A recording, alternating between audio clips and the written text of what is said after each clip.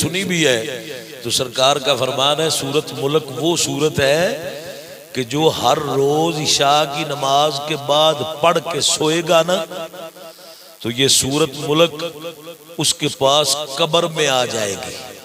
جب بندہ مرے گا نا تو قبر میں جاتا ہے نا تو منکر نکیر فرشتے آتے ہیں تو یہ سورت ملک ان کے سامنے آ جائے گی. بخاری کی حدیث پہ ہے کہ سورت ملک آ کر ان فرشتوں کو کہتی ہے اے فرشتوں رک جاؤ مجھے رب کی بارگاہ سے ہو کر آ لینے دو بعد میں جو مرضی اس سے کر لینا.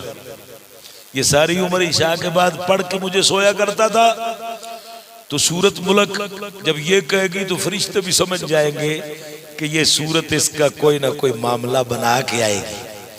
سورت عرض کرتی ہے یا اللہ یا مجھے قرآن سے نکال دے یا مجھے قرآن سے نکال دے اگر نکالنا نہیں تو جو میری تلاوت کرتا تھا اس کو عذاب قبر سے بچا لے.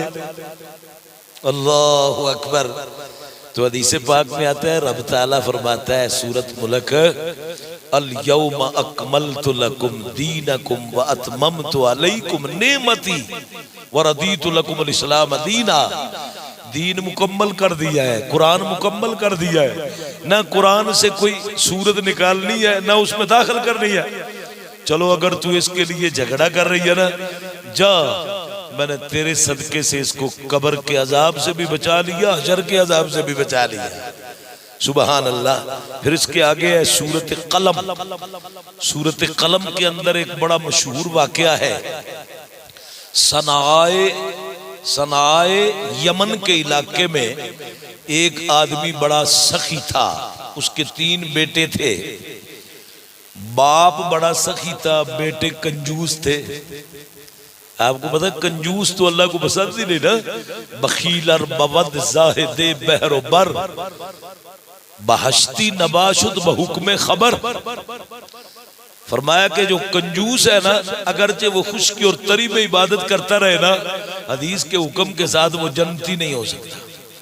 تو تینوں بیٹے نا دیکھتے رہتے تھے کہ ابا جی کیا کرتے ہیں.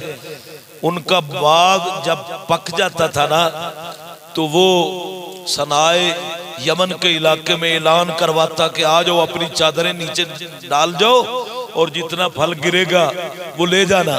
پھر اس کے بعد جب پھل کاٹتا تھا تو بڑا کثیر حصہ غریبوں کو بانٹتا تھا. تو یہ قرآن پاک کے الفاظ میں ہے اذ اقسموا لیصرمنها مصبحین. اتفاق سے والد گرامی فوت ہو گئے اور باغ